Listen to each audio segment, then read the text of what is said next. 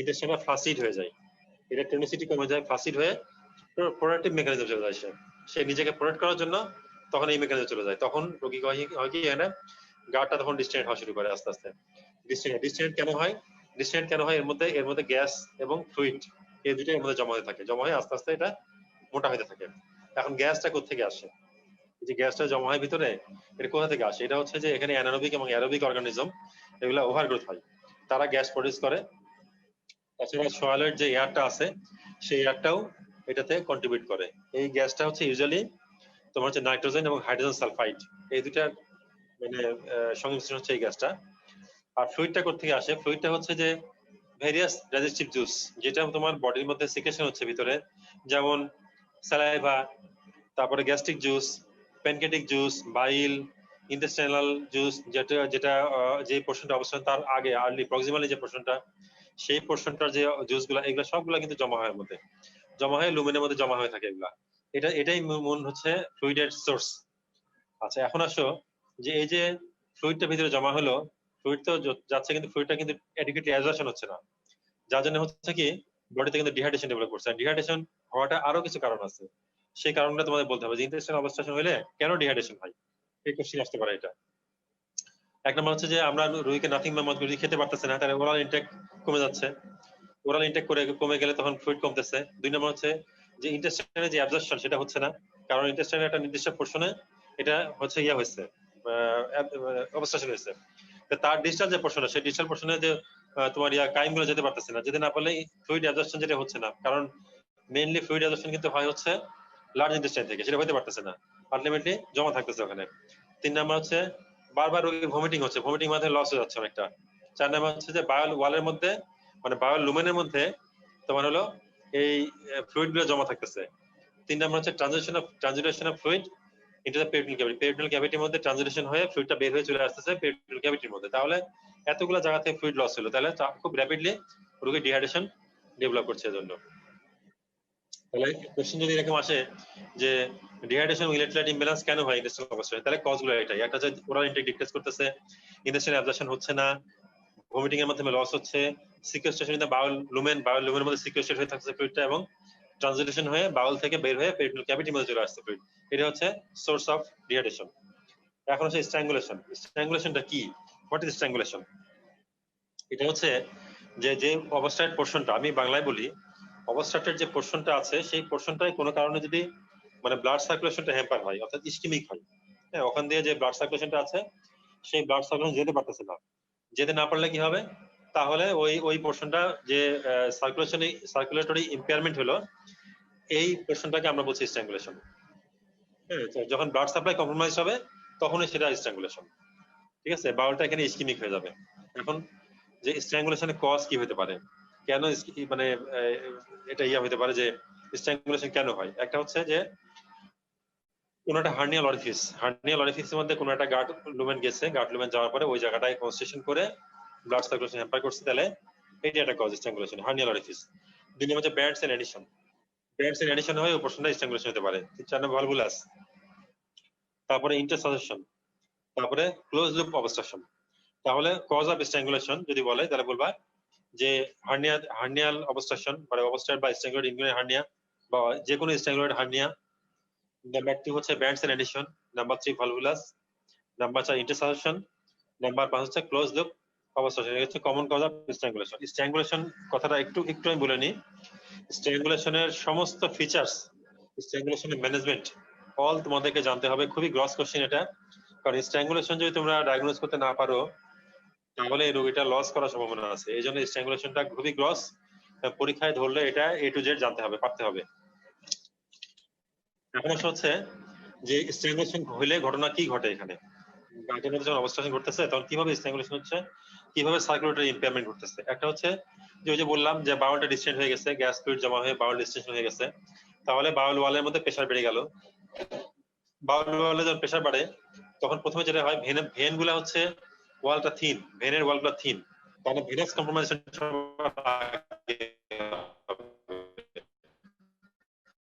যখন বাউল ওয়াল স্ট্রেস করতেছে, venous drainage বন্ধ হয়ে গেলে তখন কি হচ্ছে, তার মধ্যে তোমার আরো ব্লাড আসতেছে কিন্তু ব্লাড যেতে পারতেছে না, তাহলে কি হচ্ছে, প্রেশার আরো বাড়তেছে, তখন ক্যাপিলারি যে ফিলিং, ক্যাপিলারি যে প্রেশারটা এটা বেড়ে যাচ্ছে। ক্যাপিলারি প্রেশার বাড়লে টিস্যু তখন সাপ্লাই কিন্তু ঠিকমতো পাবে না, আলটিমেটলি এডিমা বেশি হবে আরো। এবং এরপরে কি হচ্ছে, এরপরে আর্টারি সাপ্লাই হ্যাম্পার হচ্ছে। আর্টারি সাপ্লাই যখন হ্যাম্পার হচ্ছে তখন কিন্তু তার লোকাল ইস্কিমা ডেভেলপ করছে, লোকাল পারফিউশন কমে যাচ্ছে। পারফিউশন কমে একসময় ওই পোর্শনটা, যে পোর্শনটা সার্কুলেশন পাচ্ছে না, সেই পোর্শনটা একসময় তোমার হিমোরেজিক ইনফেকশন ডেভেলপ করতেছে ওখানে। হিমোরেজিক ইনফেকশন যখন হয় তার মানে ওটা গ্যাঙ্গিন হয়ে গেল জায়গাটা, ওখান থেকে তখন ব্যাকটেরিয়াল ট্রান্সলোকেশন হচ্ছে। ব্যাকটেরিয়াল ট্রান্সলোকেশন হয়ে ব্যাকটেরিয়াল সিস্টেমিক সার্কুলেশনে ঢুকে পড়তেছে। সিস্টেমিক সার্কুলেশনে ঢুকতেছে অ্যানারোবিক অর্গানিজম, তখন অ্যানারোবিক টক্সিমিয়া হচ্ছে। আলটিমেটলি বডির মধ্যে সেপ্টিসিমিয়া হচ্ছে এবং এন্ডোটক্সিন রিলিজ করে তখন এন্ডোটক্সিন শক তৈরি করতেছে। এটা হচ্ছে একটা স্ট্র্যাঙ্গুলেশনের ফিচার, স্ট্র্যাঙ্গুলেশনের প্যাথোফিজিওলজি, ভিতরে কি ঘটতেছে স্ট্র্যাঙ্গুলেশন হলে। তাহলে এটা যদি তুমি আর্লি ডায়াগনোস করতে না পারো, তাহলে এই পেশেন্ট গ্রাম নেগেটিভ সেপ্টিসিমিয়া হয়ে কিন্তু মারা যাওয়ার একটা সম্ভাবনা থেকে যাচ্ছে। কাজে খুব র্যাপিডলি ডায়াগনোস করতে পারতে হবে। এখন ক্লোজ লুপ অবস্ট্রাকশন নামে একটা শর্ট নোট কখনো কখনো আসে, ক্লোজ লুপ অবস্ট্রাকশন। এটা তোমাদের ভাইবাতে খুব কম ধরবে, যারা ভালো পারবা তাদেরকে ধরতে পারে। এটা হচ্ছে যে শর্ট কথা একটু বলে দিই, ক্লোজ লুপ অবস্ট্রাকশন এটা হচ্ছে ধরো একটা গার্ড লুমেন, তার দুই জায়গায় অবস্ট্রাকশন হয়েছে। সে আমি বললাম যে মনে করো ভলভুলাসের ক্ষেত্রে কি হলে একটা প্রক্সিমাল পোর্শন আর ডিস্টাল পোর্শন, দুই পোর্শনেই কনস্ট্রিকশন হয়ে আছে। তাহলে মাঝখানে যে পোর্শনটা, এই মাঝখানে পোর্শনটা ক্লোজ লুপ হয়ে গেল। তার মানে এটা প্রক্সিমালও এটা খোলা নাই, ডিস্টালেও খোলা নাই, দুই দিকে খোলা নাই, এটা একটা ক্লোজ লুপ অবস্ট্রাকশন। তারপর মনে করো আর একটা ক্লোজ লুপ অবস্ট্রাকশনের উদাহরণ দেওয়া যায়, যে কম্পিটেন্ট আইলোসিক্যাল ভালভ কম্পিটেন্ট আছে, আর লাস্টে মনে করো যায় ট্রান্সভাসকুলার ওখানে যায় একটা কার্সিনোমা হয়ে অবস্ট্রাকটিভ ভ্যারাইটি কার্সিনোমা হয়ে ওটা অবস্ট্রাকশন করে দিল। তাহলে এদিকে অবস্ট্রাকশন, ওইদিকে অবস্ট্রাকশন, তাহলে মাঝখানে যে লুপটা এটা ক্লোজ লুপ হয়ে থাকলো। ক্লোজ লুপ অবস্ট্রাকশনে অন্য সমস্যা না, সমস্যা হলো ক্লোজ লুপ অবস্ট্রাকশনের ক্ষেত্রে যে ওই জায়গা দিয়ে তোমার যেতে পারে না, তোমার হলো কি বলবো, টাইমটা বা যে ফুড মেটেরিয়াল যেটা সেটা ওইখান থেকে পাস করতে পারে না, পাস করতে না পারে তখন ওখানকার যে ভিটামিন গুলা, সেই ভিটামিন গুলা সবগুলা তোমার যে ব্যাকটেরিয়া গুলা এগুলা মপ আপ করে ফেলে, ওরা সবগুলা খেয়ে ফেলে ভিটামিনের স্বল্পতা ডেভেলপ করে। আমি ক্লোজ লুপ অবস্ট্রাকশনে খুব বেশি বলতে চাচ্ছি না, এখন অনেক কথা আছে আরো, তোমরা এটা যারা ভালো করতে চাও তারা দেখে নিও, এটা বইতে আছে। এখন আসে হচ্ছে mechanical intestinal obstruction. Mechanical intestinal obstruction একটা টার্ম আছে, এখানে কি কি বলছে, কোনটা মেকানিক্যাল। একটা হচ্ছে যে হার্নিয়া, বুঝছো, হার্নিয়া মেকানিক্যাল ইন্টেস্টাইনাল অবস্ট্রাকশন হয়, স্ট্রিকচারে হয় এবং বোলাস অবস্ট্রাকশনের ক্ষেত্রে হয়। এগুলা ঘটনা হচ্ছে যে হার্নিয়াতে কি হয়, হার্নিয়াতে যেমন এক্সটার্নাল হার্নিয়া দুই রকম আছে, এক্সটার্নাল হার্নিয়া আছে, ইন্টারনাল হার্নিয়া আছে। এক্সটার্নাল হার্নিয়া তোমরা জানো যে ইঞ্জিনিয়ার হার্নিয়া, তারপর যে কোনো ভেন্টাল হার্নিয়া অর্থাৎ আমলিকাল হার্নিয়া, ইনসেশনাল হার্নিয়া, সবগুলো এক্সটার্নাল হার্নিয়া। ইন্টারনাল হার্নিয়া কিছু নাম বলতে হবে, এগুলার কারণেও তোমার ইন্টেস্টাইনাল অবস্ট্রাকশন হয়, যেমন ফোরামেন উইনস্লো, এর মধ্যে গাটে কোনো লুমেন, স্মল ইন্টেস্টাইনে কোনো লুমেন,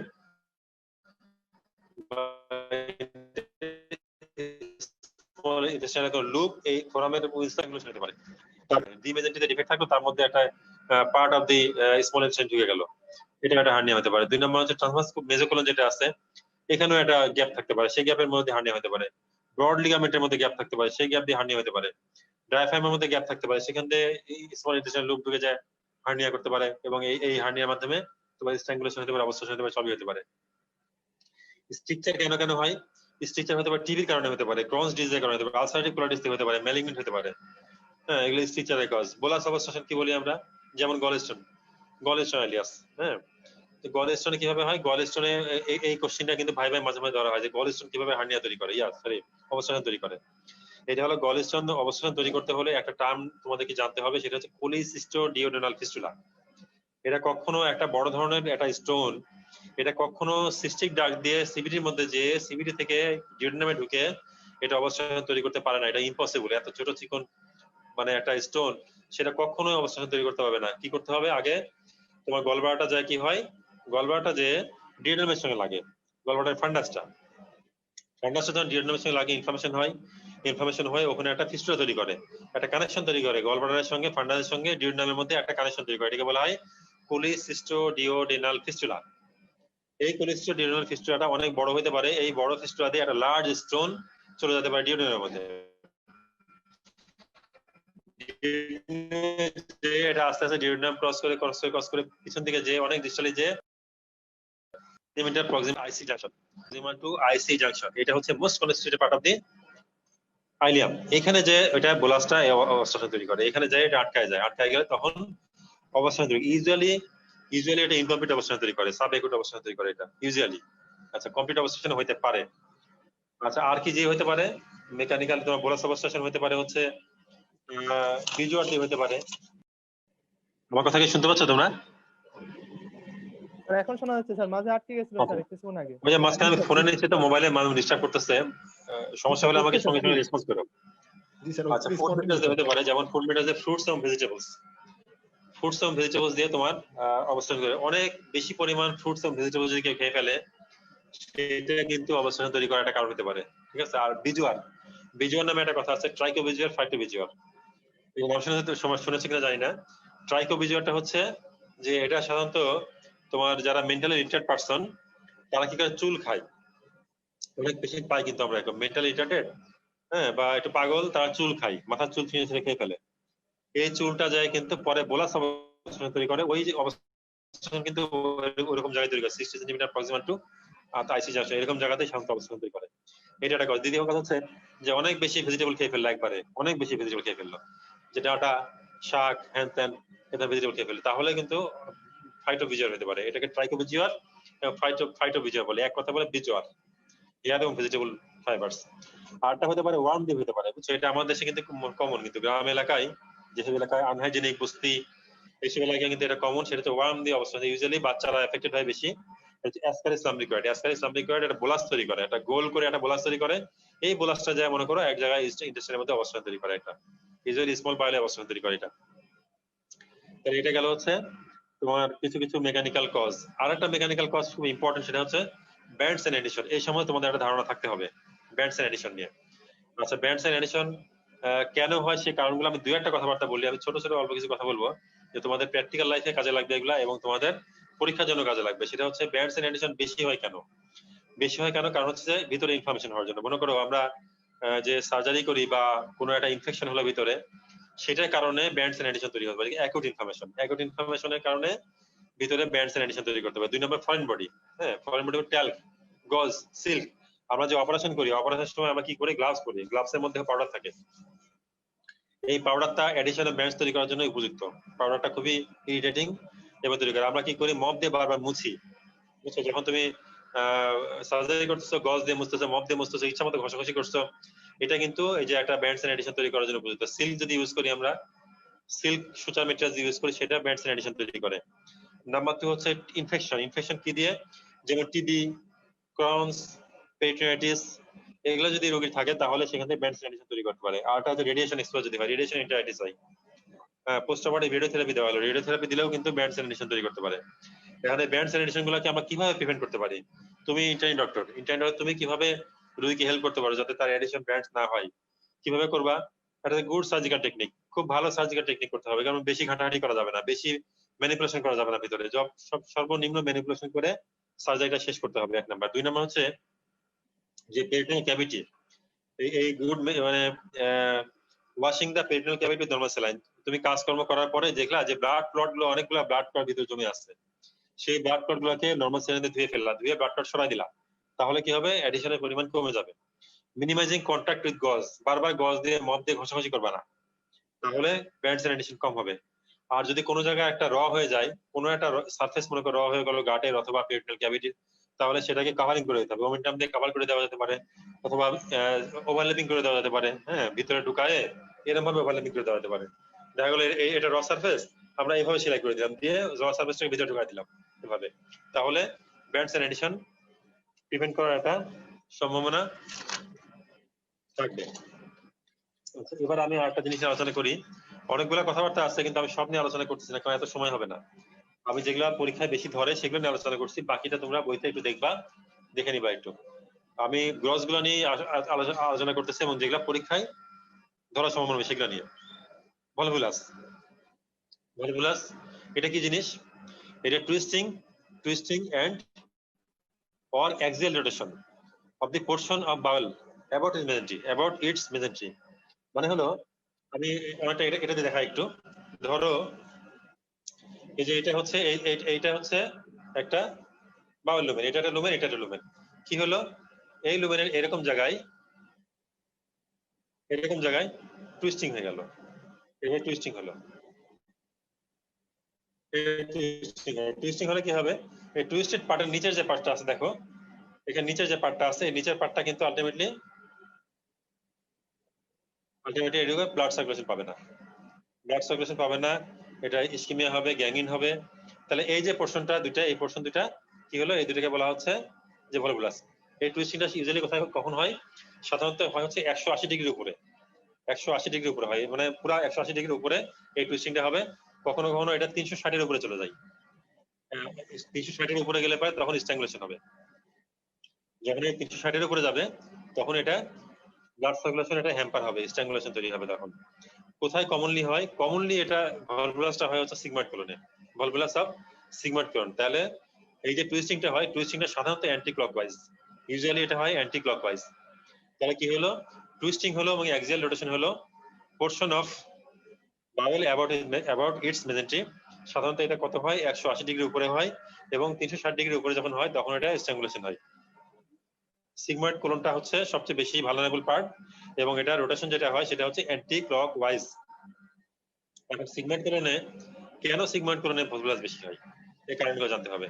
এক নম্বর হচ্ছে যে একটা ব্যান্ড, যদি কনজেনিটাল ব্যান্ড থাকে, মনে করো যে এটা ধরো, এটা হচ্ছে সিগময়েড কোলন, ধরো এটা একটা সিগময়েড কোলনের পার্ট। তাহলে এইখানে যদি কোনো ব্যান্ড থাকে এখানে, তাহলে এটার অ্যাক্সেস করে ঘুরতে পারবে, এটা কি অ্যাক্সেস করে ঘুরতে পারবে। তাহলে এখানে যদি কোনো ব্যান্ড থাকে একটা, যেটা যে সিগময়েড কোলনের উপরে কোনো ব্যান্ড আছে, ঠিক আছে, তো এটা একটা কজ। দ্বিতীয় হতে পারে যে overload pelvic colon. Overload pelvic colon মানে হেভি তাকে খাওয়া দাওয়া করছে এবং সেটা ফাইবার ডায়েট খেয়েছে, অনেক বেশি খেয়ে ফেলেছে, সেই খাবারগুলো সবগুলো যখন পেলভিক কোলনের মধ্যে জমা হয়েছে বা সিগময়েড কোলনে জমা হয়েছে, তো সিগময়েড কোলন ভারী হয়ে গেছে, ভারী হলে তখন সে ঘুরতে পারবে সহজেই, এটা overload pelvic colon. Long pelvic mesocolon, এই যে পেলভিক মেজোকোলন যেটা আছে, এই পেলভিক মেজোকোলন অনেক বড় যদি হয় তাহলে ঘুরতে পারবে বেশি, যত লম্বা হবে তত ঘুরতে পারবে বেশি। নাম্বার 2 হচ্ছে যে সাধারণত যে মেজোকোলন, সিগময়েড মেজোকোলন সাধারণত এরকম চড়া হয়, চড়া হলে ঘুরতে পারে না। কিন্তু যদি এটা ন্যারো হয়,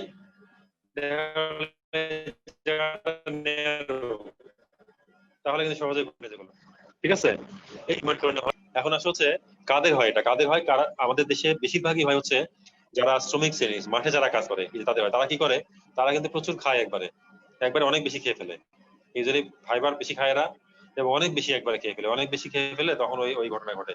আর রেসিয়াল ফ্যাক্টর ধরো তাহলে নিগ্রোদের বেশি, এটা আফ্রিকান নিগ্রো যারা আছে তাদের ক্ষেত্রে এটা অনেক বেশি হয়। কিন্তু ওয়েস্টার্ন পার্সন যারা ফাইবার কম খায়, যারা ফাস্টফুড বেশি খায়, তাদের ক্ষেত্রে কিন্তু এটা ঘটনা খুব কম ঘটে তাদের ক্ষেত্রে। এখন আসলে হচ্ছে কম্পাউন্ড ভলভুলাস। কম্পাউন্ড ভলভুলাসটা এটা সবাইকে ধরবে না, এটা যারা ভালো করবে তাদেরকে ধরবে।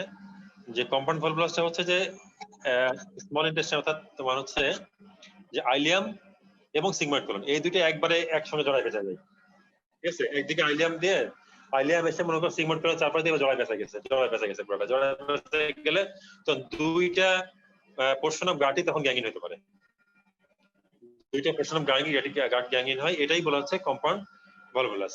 হ্যাঁ, এই ক্ষেত্রে সাধারণত দেখবা যে নর্মালের চেয়ে অনেক বেশি পরিমাণ সিমটম ডেভেলপ করে রোগীর। এটা যারা ভালো করতে চাও তারা একটু দেখে নিও। একটু আমি একটা আইডিয়া দিলাম খালি, প্রেজেন্টেশনে সাধারণত অ্যাকুট প্রেজেন্টেশনই আসে। আর যদি এক্সরে করো, এক্সরে করলে সাধারণত দেখতে পাবা হচ্ছে যে একটা ডিস্টেন্ডেড স্মল ইন্টেস্টাইন সাথে ডিস্টেন্ডেড লার্জ ইন্টেস্টাইন, দুইটাই দেখতে পাবা, ঠিক আছে। এইসব ক্ষেত্রে সাধারণত রোগীর অপারেশন করতে হয়, ডিকম্প্রেশন করতে হয়, আনটুইস্টিং করতে হয় এবং রিসেকশন অ্যানাস্টোমোসিস করা লাগে ইউজুয়ালি। এখন হচ্ছে এটা আমি যেটা আসছে সেটা হচ্ছে এটা gross clinical features of obstruction. Clinical features of সবাইকে জানতে হবে, এটা মাস্ট নো। কি ক্লিনিক্যাল ফিচার? এক নম্বর হচ্ছে পেইনটা কেমন হয় এটা জানতে হবে, সবাইকে জানতে হবে এটা। সেটা হচ্ছে যে ইউজুয়ালি তোমার পেইনটা বেশি হয় হচ্ছে স্মল ইন্টেস্টাইনাল অবস্ট্রাকশনের ক্ষেত্রে, পেইনটা বেশি হয়। সাধারণত কি হয়, অকাশ সাডেনলি এটা শুরু হয় এবং সিভিয়ার হয়, সাডেনলি সিভিয়ার। পেইনটা কেমন হয়, কোলিকি পেন, কোলিপিকেন, সেন্টার্ড কোথায়, অ্যাবডোমিন, আমব্লিকাসকে সেন্টার করে পেনটা হয়, সেন্টার্ড ইন দ্য আমব্লিকাস। আর কি হয়, লার্জ গাটের ক্ষেত্রে যদি হয় তাহলে পেনটা হবে কি লোয়ার অ্যাবডোমিনে হয়। ইউজুয়ালি এত সাডেন সিভিয়ার হয় না, আস্তে আস্তে পেনটা ইনসাইডিয়াস অনসেট হয় এবং তোমার হচ্ছে লোয়ার অ্যাবডোমিনে বেশি হয় যদি এটা লার্জ ইন্টেস্টাইনাল অবস্ট্রাকশন হয়। আর স্মল ইন্টেস্টাইনাল অবস্ট্রাকশনে হয় হচ্ছে কোথায়, আমব্লিকাসকে সেন্টার করে এবং সাডেন সিভিয়ার কোলিকি, এটা হচ্ছে তোমার নেচার অফ পেন। আর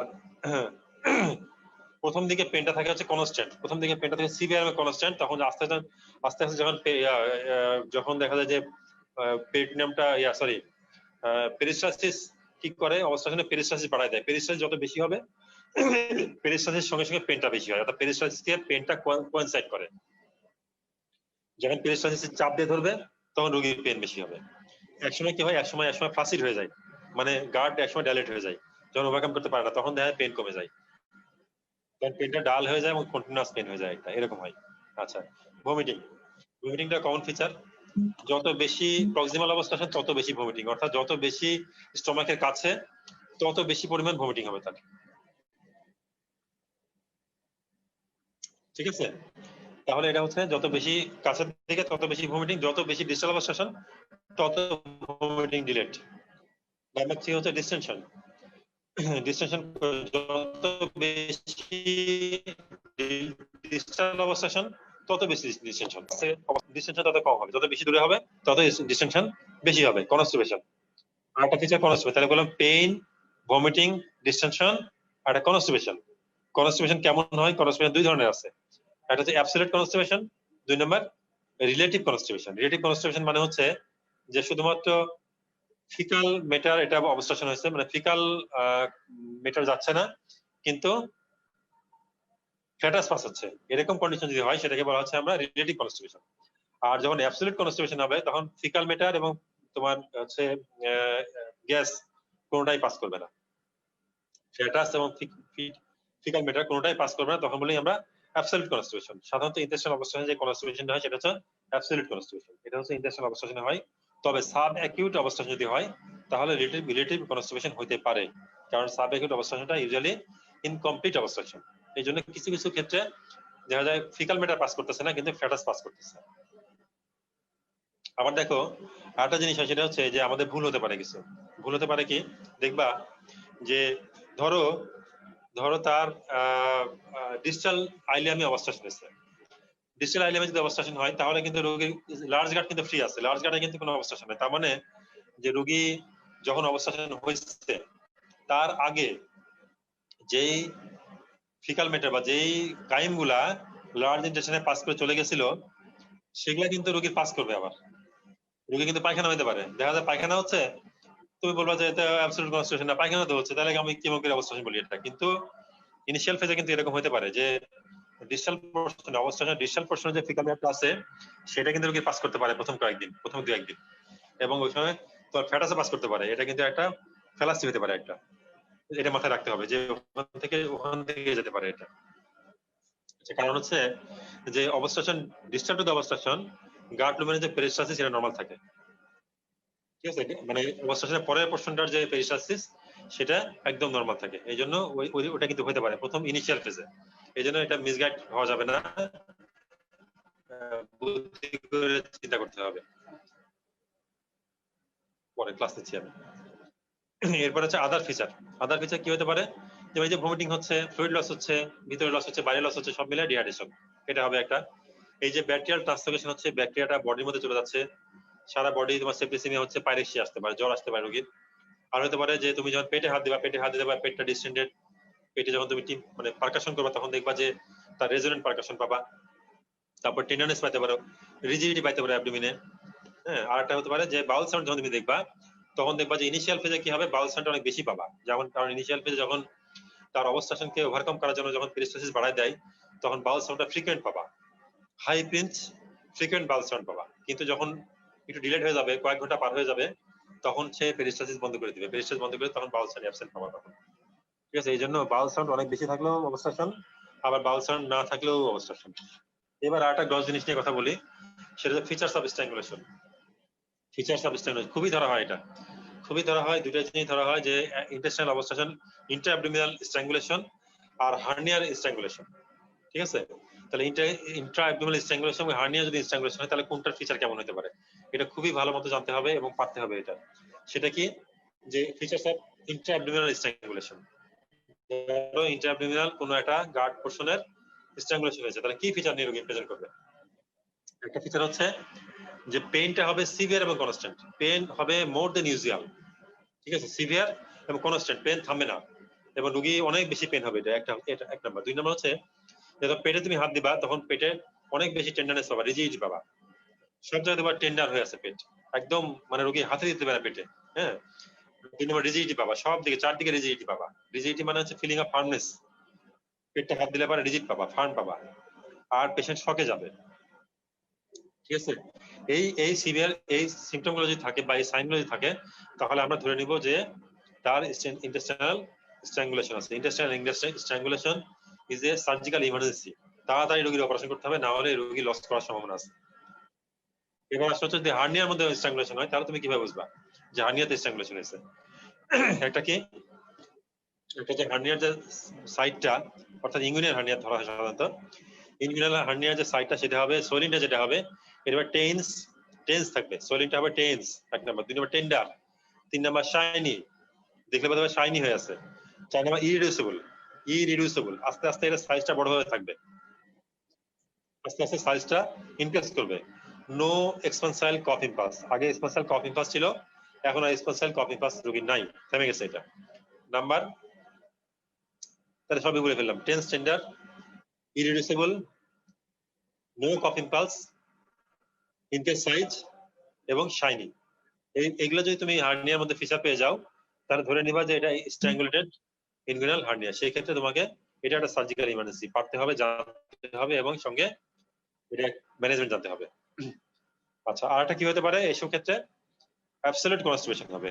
যদি হার্নিয়া হোক বা ভিতরে ইন্টেস্টাইনাল অবস্ট্রাকশন হোক, যাই হোক, ইন্টারনাল হোক, দুইটা থেকে ক্ষেত্রে অ্যাবসলিউট কনস্টিপেশন হবে। তোমাদের একটা কথা বলি আমি, সেটা তোমরা এটা অনেকেই করবা না, অনেকেই করো না,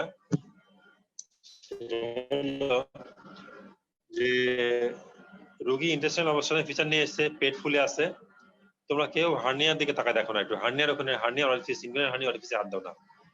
এটা অবশ্যই হাত দিতে হবে। এটা one of the important cause of intestinal obstruction is hernia. দেখা যায় হার্নিয়া অবস্ট্রাকশন আছে, হ্যাঁ, অনেক সময় এরকম ঘটনা ঘটে গেছে যে হার্নিয়া অবস্ট্রাকশন আছে, পেট কেটে পেট খোলা হয়ে গেছে, ওটা খেয়ালই করেনি যে ওখানে একটা অবস্ট্রাকশন আছে, অথচ তার পেটে কাটাই লাগতো না। তার হয়তো দেখা যায় যে তার ইনগুইনাল রিজনে ইনসেশন দিয়ে এটা রিকভার করা যায়, তখন দেখা যায় পেটও কাটতে হচ্ছে, ওদিকেও কাটতে হচ্ছে। এটা যেন কখনো না হয়, তোমাদের মাথায় যেন এটা আসে। তোমরা যখন ইন্টার্নি করবা তখন যেন তোমাদের মাথায় আসে যে আমার হার্নিয়ার অরিফিসে হাত দিয়ে দেখতে হবে যে এখানে আমার কোনো স্ট্যাগনেট বা অবস্ট্রাকটেড হার্নিয়া হয়ে আছে কিনা। তাহলে এটা গেল হচ্ছে তোমার ক্লিনিক্যাল ফিচার্স। এই ক্লিনিক্যাল ফিচারগুলো ভালো করে মনে রাখবা, ভালো করে পড়বা এগুলা। আচ্ছা, আমি তোমাদেরকে ছোট্ট দুই একটা কথা বলে নিই আরেকটু।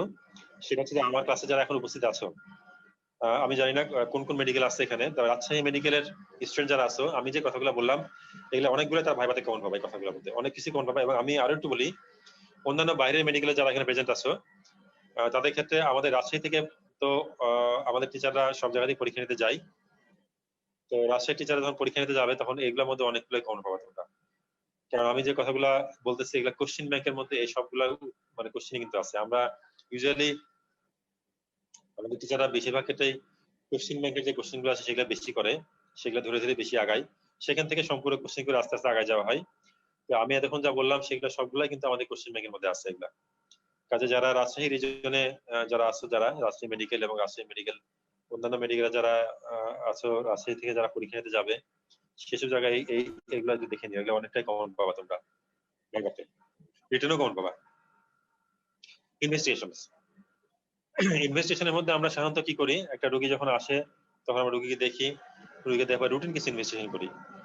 রুটিন ইনভেস্টিগেশনের মধ্যে আমরা তো একটা সিবিসি করতে দিব, একটা, তারপরে একটা ব্লাড গ্রুপিং করাই নিব, একটা ইলেকট্রোলাইট করাবো, সিরাম ইলেকট্রোলাইট করাবো, আর রুটিন যে অন্যান্য পরীক্ষাগুলো আছে সেগুলো আমরা সবাই করাই নিব। আমি ওগুলো ডিসকাশনে যাচ্ছি না, আমি এটার স্পেসিফিক গুলোতে চলে যাচ্ছি আস্তে আস্তে। সেটা হচ্ছে যে plain X-ray abdomen in erect posture, এটা জানতে হবে তোমাদের, plain X-ray abdomen in erect posture. এটা এই পোর্শনটা তোমার কয়েকটা জায়গায় আসবে, সেটা অসপিতে আসবে, ভাইভাতে আসবে, রিটেনে আসবে, 3 জায়গাতে আসতে পারে এটা। তাহলে একটা স্মল কাট অবস্ট্রাকশনের ক্ষেত্রে এই প্লেন এক্সট্রা অ্যাবডোমেন ইরেক্ট পোস্চারে কি ফিচার পেতে পারো, এই কথাটা তোমার অনেক জায়গাতে আসবে। কি আসবে এখানে হচ্ছে মাল্টিপল মানে gas ডিসটেন্ডেড small bowel loop with multiple air fluid level usually placed in the center of the abdomen arranged in step ladder pattern. তাহলে কতগুলো কথা বললাম আমি? একটা হচ্ছে যে gas descended small bar loop placed centrally with multiple air fluid level arranged in step ladder pattern. তাহলে এই কথাটা একবারে সুন্দর করে লিখে দিবা, লিখে দিলে তোমার সবগুলা অংশ কভার করে যাবে। এখন লার্জ গার্ডের ক্ষেত্রে কেমন আসবে? আচ্ছা লার্জ গার্ড থেকে পরে আসি, আমি আগে স্মল গার্ড শেষ করিনি। আচ্ছা এখন তোমাকে ধরতে পারে যে এই যে মাল্টিপল গ্যাসেশন bowel loop with air fluid level পাইলা, তুমি কেমন করে বুঝবা যে এটা আইলিয়াম নাকি এটা জেজুনাম? সাধারণত লার্জ গার্ডে যদি অবস্ট্রাকশন হয়, লার্জ গার্ডের অবস্ট্রাকশনটা এখন শুনতে পাচ্ছ? লার্জ গার্ডের অবস্ট্রাকশনটা ইউজুয়ালি তুমি যে গ্যাস ডিস্টেন্ডের যে বাউল লুপটা পাবা সেগুলো ইউজুয়ালি পাবা হচ্ছে পেরিফেরাল জোনে, পেরিফেরাল দিকে পাবা। এই আমি স্মল গার্ডের লুমেনটা বললাম যে যেটা অবস্ট্রাকশন পোরশন পাবা হচ্ছে মাঝখানে সেন্টার অফ দ্য অ্যাবডোমেনে, আর লার্জ গার্ডের ক্ষেত্রে পাবা পেরিফেরাল জোনে, চারদিক দিয়ে পাবা, সাইড দিয়ে পাবা পেরিফেরাল। আচ্ছা এখানেও তুমি ইয়ে পাবা। বুঝবা যে এই যে গ্যাস ডিস্টেন্ট বাউল লুপ এটা স্মল ইন্টেস্টাইন নাকি লার্জ ইন্টেস্টাইন, না এই স্মল ইন্টেস্টাইনের মধ্যে জেজুনাম নাকি আইলিয়াম নাকি স্মল লার্জ গার্ড। এটা হচ্ছে ইয়াটা হচ্ছে এরকম যে স্মল গার্ডের ক্ষেত্রে ভলভিলি কনিভেন্ডিস পাবা, ভলভিলি কনিভেন্ডিস। ভলভিলি কনিভেন্ডিসটা হচ্ছে আমি ছবি আঁকানি তোমাদের দেখাচ্ছি আমি, দেখা যাচ্ছে কিনা? জি স্যার। আচ্ছা দেখো এখানে খেয়াল করে দেখো যে এখানে যেটা আমি দাগ দিয়েছি এই দাগটা দেখো একটা থেকে এক ওয়াল থেকে আরেক ওয়াল পর্যন্ত কিন্তু মোটামুটি ক্রস করেছে। এই ওয়াল থেকে শুরু করে এই ওয়াল পর্যন্ত গেছে, এই ওয়াল থেকে এই ওয়াল পর্যন্ত গেছে, এখান থেকে এই পর্যন্ত গেছে, এখান থেকে এই পর্যন্ত গেছে। এই যে এরকম যদি ফিচার থাকে এটাকে আমরা বলি ভলভিলি কনিভেন্ডিস, ভলভিলি কনিভেন্ডিস। ঠিক আছে, এই ভলভিলি কনিভেন্ডিস ফিচার অফ জেজুনাম। এই ধরনের ভলভিলি কনিভেন্ডিস যদি পাও তাহলে বলবা জেজুনামে অবস্ট্রাকশন হয়েছে। আচ্ছা আইলিয়ামের ক্ষেত্রে তুমি শুধুমাত্র বাউল লুপ পাবা, কোনো রকম ফিচার পাবা না, ফিচারলেস। আইলিয়ামটা ইউজুয়ালি ফিচারলেস। ঠিক আছে, এটা হচ্ছে আইলিয়ামের ক্ষেত্রে। আর যদি লার্জ গার্ড হয়, লার্জ গার্ডের ক্ষেত্রে এরকম পাবা, লার্জ গার্ডে এরকম পাবা, এটা বলে হস্টাল ফোল্ড, হস্টাল ফোল্ড এটাকে বলে লার্জ গার্ড। হ্যাঁ হস্টাল ফোল্ডটা কেমন দেখো, খেয়াল করো যে এই যে এরকম এরকম হচ্ছে এবং নিচের দিকে এরকম দেখো একটা এই যে ফোল্ডিং হচ্ছে, এই যে ফোল্ডিং হচ্ছে এখানে একটা এখানে ইন্ডেন্টেশন আর নিচে ইন্ডেন্টেশন, দেখো একটা আরটাকে কোইনসাইড করে নাই, একটা এক জায়গায় আরটা আরেক জায়গায়। খেয়াল করছো? দেখো একটা মানে ইন্ডেন্টেশন এক জায়গায়, এদিকে ইন্ডেন্টেশন আরেক জায়গায়, এদিকে ইন্ডেন্টেশন এক জায়গায়, ওইদিকে ইন্ডেন্টেশন আরেক জায়গায়, একটার সঙ্গে আরেকটা কোইনসাইড করবে না। এরকম ফিচার যদি হয় তাহলে বুঝবে এটা লার্জ গার্ড। সাধারণত লার্জ গার্ডটা স্মল গার্ডের চেয়ে লুমেনটা একটু মোটা থাকে, স্মল গার্ডের লুমেনটা ইউজুয়ালি চিকন থাকে, লার্জ গার্ডের লুমেনটা একটু বড় থাকে। এই দুটো এগুলো হচ্ছে features of large gut obstruction. তাহলে এগুলো দেখে তোমরা বুঝে ফেলবা যে স্মল গার্ড নাকি লার্জ গার্ড। এটা এগুলো কিন্তু তোমার অস্তিত্ব আসতে পারে, ভাইবাতে ধরতে পারে যে তুমি কিভাবে বুঝা এটা স্মল গার্ড, কিভাবে বুঝা লার্জ গার্ড, ধরতে পারে এটা। আচ্ছা ভলভুলাস অফ দি সিগমেন্ট কোন, ভলভুলাস অফ দি সিগমেন্ট কোনে কি হবে দেখো, ভলভুলাস অফ দি সিগমেন্ট কোনের ক্ষেত্রে এরকম একটা ইয়া পাবা, এরকম একটা গার্ড লুমেন পাবা। দেখো এরকম এই একটা গার্ড, এটা গার্ড লুমেন, এখানে এসে টুইস্টিং হয়েছে, এখানে এখানে এসে টুইস্টিং হয়েছে। ঠিক আছে, তাহলে এরকম একটা pneumatic tyre like distended of the large gut. এর মধ্যে এখানে হস্টাল ফোল্ড পাবো, আমি যদি সরাসরি আঁকাচ্ছি এগুলো হস্টাল ফোল্ড থাকবে, এর মধ্যে হস্টাল ফোল্ড থাকবে। তাই pneumatic tyre like distension of the large gut with 2 air fluid level. কোথায়? না এরকম জায়গায়, এই লিম্বে একটা এয়ার ফ্লুইড লেভেল, এই লিম্বে একটা এয়ার ফ্লুইড লেভেল। তাহলে pneumatic tyre like distended lumen of the large gut with 2 air fluid level at the তোমার ডিস্টাল পোর্শন, মানে লুপের নিচের দিকে, লুপের মানে তোমার কি বলবো এটাকে ডাউন পোর্শন, যেটা নিচের পোর্শন, যেটা নিচের পোর্শনে এসে দুইটা এয়ার ফ্লুইড লেভেল পাবা। এরকম ফিচার যদি পাও তাহলে বুঝবা এটা ভলভুলাস। এখন আসলে হচ্ছে আমি কিন্তু আরো অনেকগুলো ছিল সেগুলো বললাম না, ইন্টারসেকশন নিয়ে কথা বললাম না, ইন্টারসেকশন যদি পেডি রিসার্চে পড়াবে এই জন্য ওটা নিয়ে আমি আলোচনার মধ্যে গেলাম না এখন, কারণ এত সময় পাবো না আমি, এটা পেডি রিসার্চের পার্টের মধ্যে পড়তেছে। আরো দুই একটা কথাবার্তা এখানে আছে, অনেকগুলাই কথা আছে তোমার, যেমন তোমার ব্র্যান্ডস এন্ড এডিশনে দুই একটা কথাবার্তা বলেছি আমি, এটা নিয়ে আর কথা বলতে চাচ্ছি না। ইন্টারসেকশনটা তোমাদের ইম্পর্টেন্ট, ইন্টারসেকশন ভাইবা ধরা হয় এবং যদি পেডি রিসার্চে পড়াবে ওটা ওই জন্য আমি ওটা না চোখ এখানে তোমার পার্টের মধ্যে গলস্টোন আলিয়াস এটা ধরবে তোমাদেরকে, এটা তারপর হচ্ছে ইন্টারসেকশন ধরবে, এডিশন ধরবে এবং ভলভুলাস ধরবে, এই চারটা জিনিস তোমাকে ধরবে কিন্তু ভাই আর হার্নিয়ার মধ্যে ধরবে, হার্নিয়া তো আমি এর মধ্যে আনতেছি না, ওটা ধরবে এটা। আর পেটেরিস সার্জারি যখন ধরবে তখন তোমার যে ভলভুলাস নিউনাটারাম, তারপরে ইন্টারসেকশন ওইটা, তারপরে হচ্ছে আরো কিছু কথাবার্তা, এটা পেটেরিস সার্জারির মধ্যে ধরবে, এগুলো সাধারণত অ্যাডাল্টে ধরা হয় না। এখন আসে হচ্ছে ট্রিটমেন্ট কি করবো আমরা। এগুলো আমাদের ইমেজিং চলে গেল। আমাদের ইমেজিং এর মধ্যে আরো দুইটা কথাবার্তা আছে, আরো কনফার্ম করার জন্য আরো কি ইমেজিং করতে পারো, সিটি স্ক্যান করতে পারো। সিটি স্ক্যান একটা ইম্পর্টেন্ট একটা ইমেজিং মডালিটি। তোমার যদি ইয়া করতে যদি সমস্যা হয়, দেখা গেল যে পেন এক্সরে করে তোমরা ভালো বুঝতেছো না, তাহলে একটা সিটি স্ক্যান একটা ভালো একটা মানে ইমেজিং মডালিটি, যেটা দিয়ে অবস্ট্রাকশন ডায়াগনোস করা যায়। সাধারণত এটাতে শুধুমাত্র অবস্ট্রাকশন ডায়াগনোস করার সঙ্গে সঙ্গে অ্যাবডোমিনাল সেপসিস থাকলে, তখন মেকানিক্যাল কোনো কজ থাকলে সেটাও ডায়াগনোস করা যায় সিটি স্ক্যানের মাধ্যমে। যেমন ধরো মেকানিক্যাল কজ একটা কার্সিনোমা আছে কোনো জায়গায় কার্সিনোমা আছে, সেটা কিন্তু বায়োল থিকেনিং হিসাবে এটা সিটি স্ক্যান বলে দিতে পারবে এটা।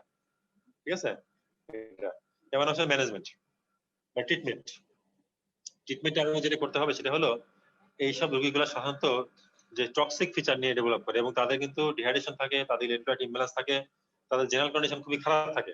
তো প্রথম কাজটা হচ্ছে তুমি যদি আগে বলে দাও যে আমি আগে রোগী অপারেশন করবো, তাহলে কিন্তু রোগী মরে যাবে। এই জন্য তোমাকে আগে রোগীকে প্রিপেয়ার করে নিতে হবে। প্রিপেয়ার কিভাবে করবা?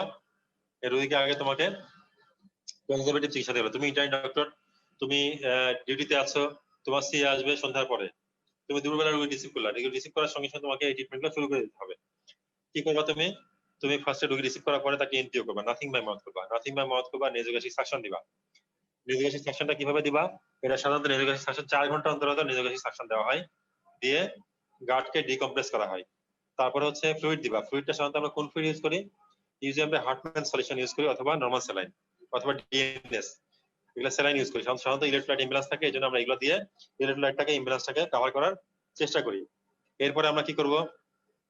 আমরা অ্যান্টিবায়োটিক দিব, কারণ এখানে ব্যাকটেরিয়াল ট্রান্সলোকেশন হয়। অ্যান্টিবায়োটিক ইউজ করবো, অ্যান্টি স্পাজমোটিক দিব, পেন কিলিংটাকে অবশ্যই মাথা নিতে হবে। অ্যান্টি স্পাজমোটিক এবং পেন কিলারটা আমরা ইউজ করবো। এটা অনেকে ভুলে যায় যে পেন কিলার দিতে চায় না, দিতে হবে এটা।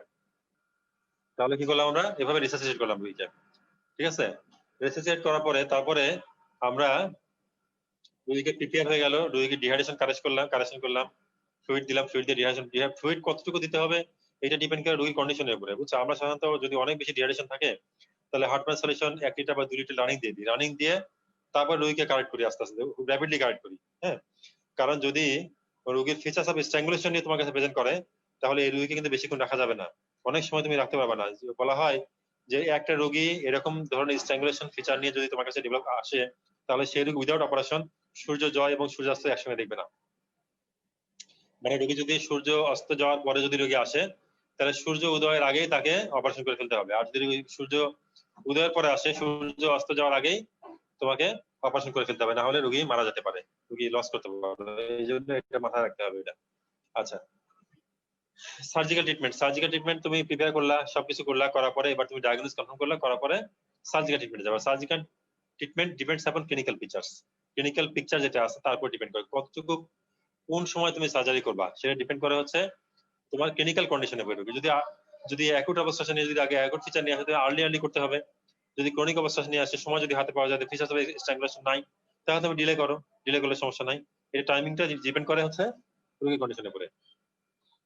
এখন ইন্ডিকেশনে পারলে ইন্টারভেনশন, রোগী কখন তুমি একটু দেরি করবে না, তাড়াতাড়ি করে ফেলবা। মানে সূর্য অস্ত যাওয়ার আগে কখন তুমি সার্জারি করে ফেলবা। একটা হচ্ছে যে যদি অবস্ট্রাকটিভ ইউরিনারি হার্নিয়া হয়, এক্সটার্নাল কোনো হার্নিয়া অবস্থা চলে আসছে, তাহলে করে ফেলবা। 2 নম্বর হচ্ছে যে ফিচার গুলো বলছিলাম, যে feature suggestive of strangulation, internal intestinal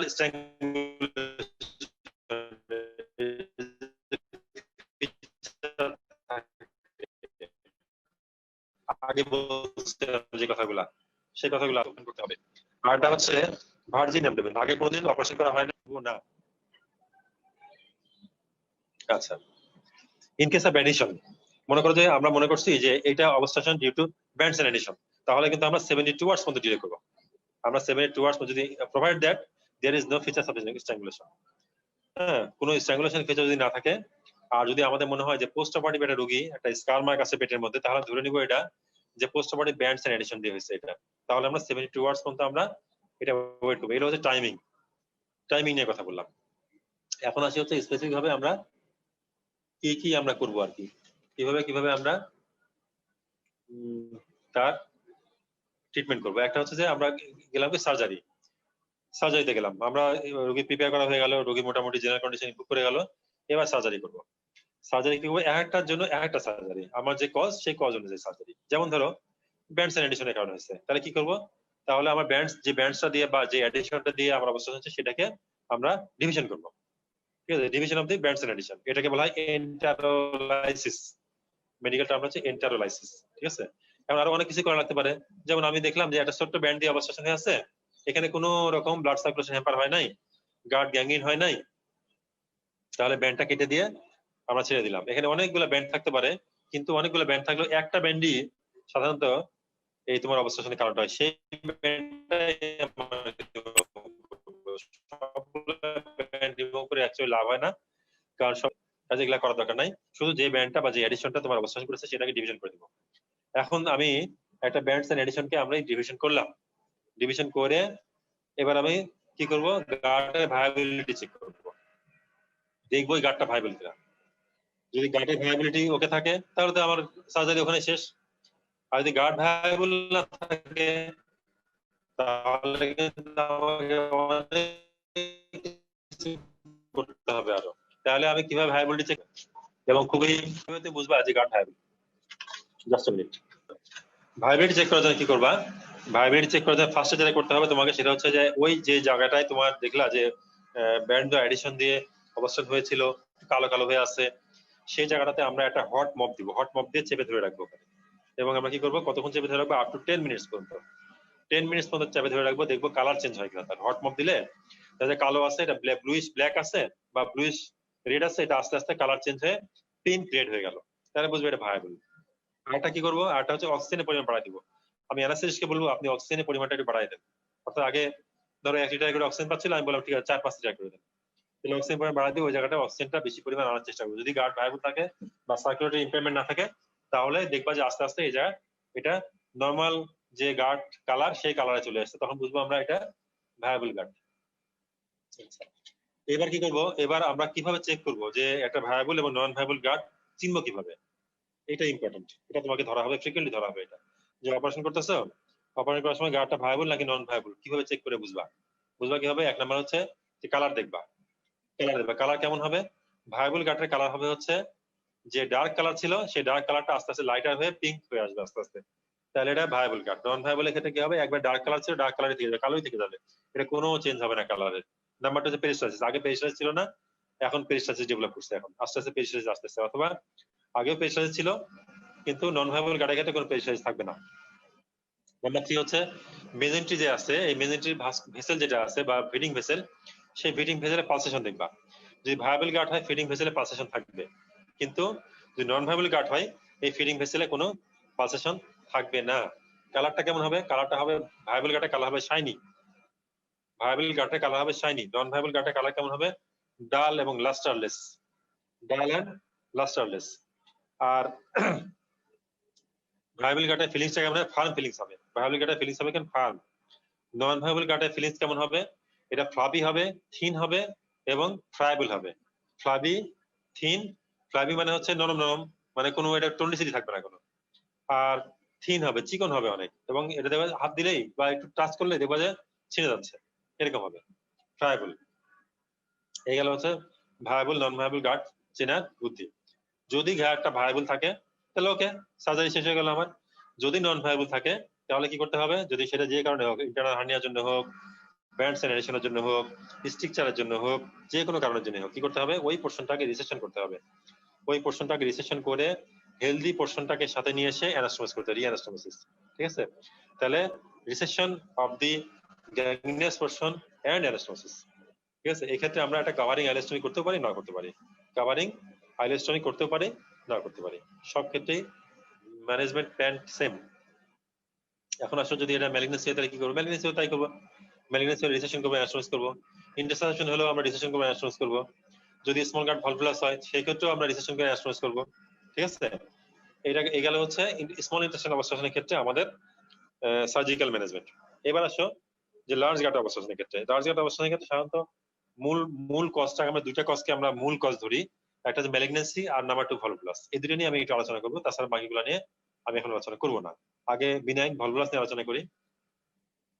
যদি রোগী ভলভুলাস হয় তাহলে কি করবা? ভলভুলাস হলে আমাদের আগে দেখতে হবে যে এটা এন্ডোস্কোপিক ডিকম্প্রেশন, ঠিক আছে? এটা আমরা যদিও আমরা কম করি, আমাদের ওয়ার্ডে প্র্যাকটিস করি না আমরা এটা, এই প্র্যাকটিসটা বাংলাদেশে নাই বললেই চলে ভালো আমাদের মেডিকেল গুলোতে। তবুও তোমাদেরকে থিওরিটিক্যালি জানতে হবে এটা হচ্ছে এন্ডোস্কোপিক ডিকম্প্রেশন। এন্ডোস্কোপি ভিতরে ঢুকাই দিয়ে এটাকে আনটুইস্টিং করার চেষ্টা করা হয়, ঠিক আছে? এবং সাথে ফ্যাটাস টিউব দিয়ে রাখা হয় 24 আওয়ার্স পর্যন্ত, ফ্যাটাস টিউব দিয়ে রাখা হয়। এটা দিয়ে আমরা এটা করতে পারি, এটা একটা অপশন। আর নাম্বার 2 হচ্ছে ওপেন মেথড। খুলে ফেলা পরে তারপরে কি করতে হবে, চিং পোর্শনটা আছে, যে পোর্শনটা তোমার ভায়াবল নাকি নন ভায়াবল। নন ভায়াবল যদি হয় তাহলে কিন্তু আনটুইস্ট করা যাবে না আগেই। আনটুইস্ট করলে কি হবে, তোমার এর মধ্যে যে টক্সিক মেটেরিয়াল গুলো আছে সেই টক্সিক মেটেরিয়াল গুলো সিস্টেমিক সার্কুলেশনের মধ্যে চলে যাবে, রোগীর রিপারফিউশন ইনজুরি ডেভেলপ করবে, ঠিক আছে? এই জন্য আনটুইস্ট করার আগেই ওটাকে রিসেকশন করে ফেলতে হবে, কেটে ফেলতে হবে, কেটে ফেলে দিতে হবে, এটা রিসেকশন করে ফেলে দিতে হবে এটা। আর যদি তুমি দেখো যে ভলভুলাসের এই পোর্শনটা ভায়াবল আছে তাহলে কি করতে হবে, ডি রোটেশন করতে হবে, আনটুইস্টিং করতে হবে। সাধারণত অ্যান্টি ক্লকওয়াইজ এটা টুইস্টিং হয়ে থাকে, তাহলে ক্লকওয়াইজ ঘোরাবো আমরা, ক্লকওয়াইজ ঘোরালে খুলে যাবে এটা, ঠিক আছে? ক্লকওয়াইজ ঘুরে খোলাই দিয়ে এখন এই যে লুমেনের মধ্যে যে মেটেরিয়ালস গুলো আছে সেই মেটেরিয়াল গুলো কেমন করে তুমি বাড়ি বাড়ি করবা, সেটা কি করবা, এনাস দিয়ে একটা ফ্যাটাস টিউব ঢুকাইতে হবে, ফ্যাটাস টিউব ঢুকাই দিয়ে ওই পর্যায়ে নিয়ে ওখানে নিয়ে যেয়ে সাকার দিয়ে সাক করে বের করে ফেলতে হবে এগুলা, ঠিক আছে? এটা গেল হচ্ছে আনটুইস্টিং ডিকম্প্রেশন, আনটুইস্টিং ফলোড বাই ডিকম্প্রেশন। এটা হচ্ছে একটা প্ল্যান অফ ম্যানেজমেন্ট যদি এটা নন ভায়াবল থাকে, না সরি ভায়াবল থাকে। আর যদি নন ভায়াবল থাকে তাহলে তোমাকে রিসেকশন করতে হবে। রিসেকশনের পরে আসি আমি, আগে আমি মনে করো গার্ড ভায়াবল আছে সেটাই শেষ করে নিই। গার্ড ভায়াবল আমি আনটুইস্ট করলাম, আমি পার এনাম ডিকম্প্রেশন করলাম, ডিকম্প্রেশন করার পর আবার যাতে টুইস্টিং না হয় সেজন্য কি করব, সেজন্য এই সিগমার ক্লোরনটাকে আমি পোস্টিরিয়র অ্যাবডোমিনাল ওয়ালের সঙ্গে ফিক্স করে দেব, সোজা মেটেরিয়াল দিয়ে এটাকে ফিক্স করে দেব যাতে আর টুইস্টিং হতে না পারে বারবার।